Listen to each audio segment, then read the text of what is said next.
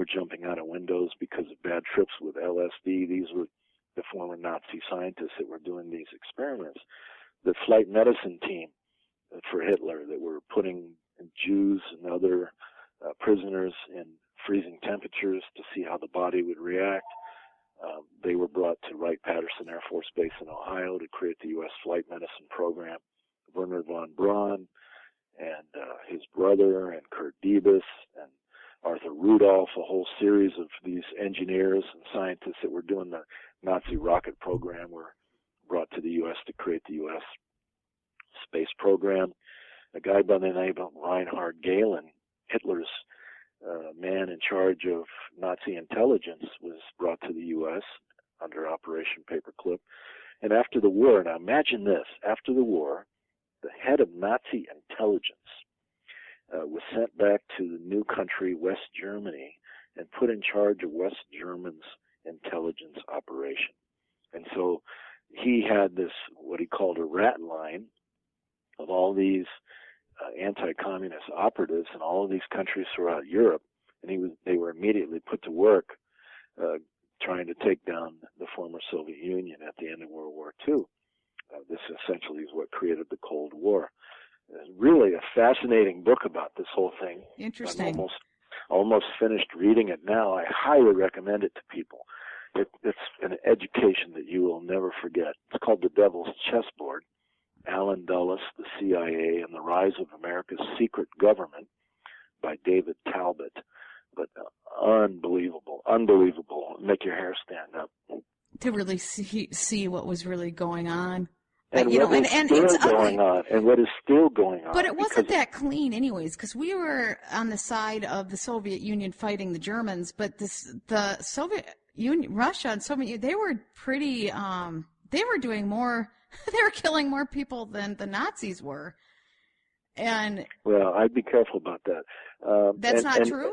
And one of the things you learn in this book is that Alan Dulles, who ended up heading up the CIA, one of the first things he did after the end of World War II, when the Cold War started, he sent this really unsuspecting Quaker peace activist guy into the Eastern Europe, where he was quickly apprehended by Soviet people, and then he sent his family in there as well.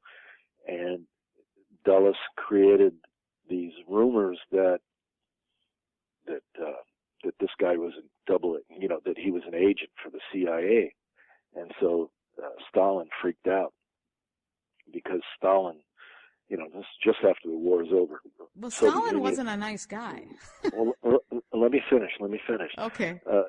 Soviet Union lost 27 million people in World War II. Yeah. The United States lost 500,000. Yes. And they were totally paranoid, okay, that they were going to get attacked again right away. They were trying to rebuild, recover. They built this big wall, the story. Yes. And so now Dulles is creating this series of unsuspecting Quakers that are being accused of being, that are being set up as being CIA people by the CIA in order to freak Stalin out. Stalin freaks out and begins to overreact, and that's when he started rounding up people, sending them to really? Siberia and everything else. And Dulles and them were laughing, saying, "He bit. He took the bait. We set him up." And then of course they began demonizing him and everything else. And then he really went crazy with it. And yes, he killed a lot of people. There's no doubt about it. You can't excuse the behavior, but we tried to instigate him to do that. Exactly. That's awful. Well, that's what I'm saying. There's just so many shades of gray when it comes to war. War is such an awful thing. And who's the good guy and who's the bad guy is really hard to determine when you start digging into all this stuff. It's really ugly. That's why we have to be careful about this American exceptionalism talk, that we're the greatest country on the planet, we're exceptional people, blah, blah, blah, and everything else, because it's all a myth, and our hands are so dirty. And this is why people around the world know all these stories. They know it because they lived through it, and that's why they hate us so much. Well, and I think the average person really isn't a bad person. They just are ignorant to what's going on. I really think they think that we have higher morals as a country, and we go and we do good around the world.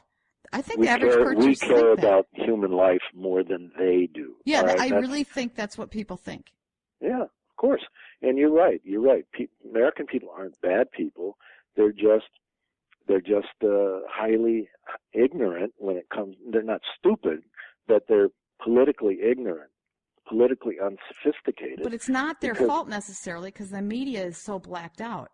That's right. And, Noam Chomsky talks about this a lot. He says, how do you expect the American people to react to something they don't know anything about? Okay? And that's really the truth. And so that's why I feel that it's my job to spend my life doing what I can in my own limited way to try to help people come alive, wake up from this slumber, wake up from these illusions. We always used to brag about, we're so democratic and we're so free. Look at those poor Soviet slobs, totally under the control of Pravda and everything else, When you think we get the real story in the New York Times and the Washington Post? Forget about it. Oh, no. Well, I think the Internet is an amazing tool. I do think we're in a new renaissance in so many different ways. And where it's going to end up is going to be, the big question. I suppose it will always be fluid, but it's amazing. And I think the media is being challenged. I think everything's being challenged right now. People are restructuring their paradigms. Yeah. Well, can I tell you one more story? Yeah, I'd love it to hear it. Okay. Recently there was a German editor of a major newspaper, and he was dying of cancer, and so he wrote a book where he said, I've been a CIA operative for years. They would hand me a story. I would publish it with my name on it. And he told the whole story. It became a bestseller in Germany. This was last year and a half ago. And his newspaper then had to lay off like more than 100 people because people started canceling their subscription like crazy.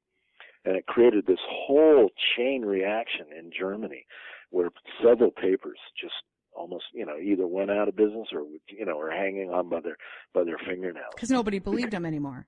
Exactly. And so I think you're absolutely right. People are getting smart and saying, I got to go learn for myself what's going on. I got to go figure it out. That's what I do all day long. But it's hard because I do the same thing, but it's really hard to figure out what sources you can trust and ones you can't. And even the ones you think you can trust, they're going to get infiltrated and get some bad information too. But, I suppose. So you got to check, you got to double check, you got to triple check, all that kind of thing. I have a question for you, Sarah. Yes. How did you know to call me? I'm surprised because looking at the kind of people you interview, I'm surprised that you would interview me. I look for educated people on subjects. I want the best people I can find, period. I don't care where I just want the people that can come on and really educate us. I want to get to the meat of the stories. And I don't have a political agenda. As you can tell, I'm not really far right or far left. I try to look at all sides of the story, but I want people who really have been there and who are really trying to figure stuff up. I look for leaders in business, which you see. I have a lot of leaders in business, and I look for leaders everywhere. And I saw you talk on some YouTube stuff. I'm always watching and reading. And so when I find somebody that I think is very educated and spent a lot of time researching, those are the kind of people I want on the show. Also, people who are leaders in different business areas because they are right in the middle of it too, so they know what's really going on. People are going to have their agendas and they're going to present things in different ways. But you can get information by talking to the frontline people, and that's what I'm looking for. Yeah, well, that's good. I really appreciate you having me on. Thank you. Yeah, I think you've been more than fair to me. Yeah, I'm not going to rip you apart for. I mean, you have a pretty, you're peace. You're into the peace movement, and I see benefits of going into space and different things. But all the issues that you're bringing up, they're real issues, and we need to be able to think and do these things and look at it. If we're really going to spend money on the military, then we need to be looking at. We need to have the station I'm part of is conscious business. And if we're really going to be a conscious business entity, we have to look at these things, right? I mean, we can't shut out voices that's like putting your head in the sand. Mm-hmm. But I have one more question for you, two more questions, and these are, they're at the bottom, what I wanted to finish with. But do you think the military has technology that's using that, for example, other forms of energy or other technology that we haven't been exposed to that could really help human beings? I don't have any personal proof of any of that, but I think it's highly likely that there's a lot going on that we don't know about and that they're keeping, secret. So I think it's highly likely, but, the whole Tesla stuff, and technologies that would essentially give us free energy, I think those things are out there, but they keep it buried because the corporate interests are making a lot of money by keeping us like a heroin addiction, addicted to oil. Well, I think oil is such a big backbone to everything that's going on geopolitically and to our money supply that would throw such a wrench in the power structure that they don't want to go there. Yeah. But where do you see the future of this entire situation?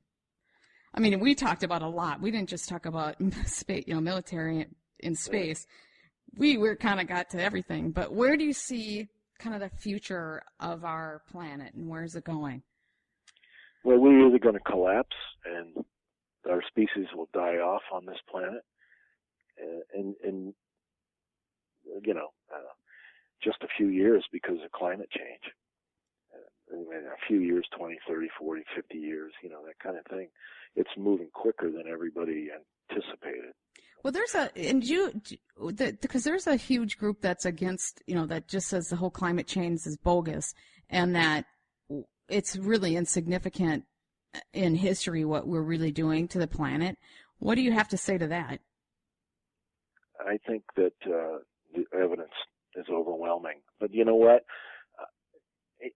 I live in Maine, and I can tell you, I've been living in Maine now for 13 years, and I've seen the difference here in Maine in the 13 years since I moved here. When I moved to Maine the first summer, I made a point of counting the days I needed a fan one day. Now, in Maine, in the summertime, I need a fan almost every day. Our winters are insane. Yesterday, it was night before last, it was -9 here. Today, it's 49 degrees. And the little snow we have is melting quickly. Yeah, we've had an incredibly warm winter, very mild here in the Twin Cities. But last year we had a really cold one. I think if you just pay attention to your own place, you see what I consider our Mother Earth in toxic shock. Her body is in toxic shock, and she's thrashing back and forth. One day it's hot, one day it's cold. It's crazy. The weather patterns are all crazy. I do a lot of traveling, and everywhere I go, people tell me, usually I don't even have to ask. They just tell me, it's one of the first things they say to me, our weather here has been so crazy the last few years. It's just so erratic. All the normal patterns are gone. And that's the way I see it. So we either deal with that now, quickly, convert the military-industrial complex, build rail, build solar, build wind power, tidal power, energy conservation. We either, all of which creates more jobs. The definitive studies by UMass Amherst Economics Department, definitive studies say you get more jobs when you do that. Military spending is the least. Exactly, yes. It creates the least jobs per, $1 billion of investment. And I've heard that. We either make that conversion now and in a small way begin to deal with the edges of this climate change thing, or we do nothing as we're doing now, and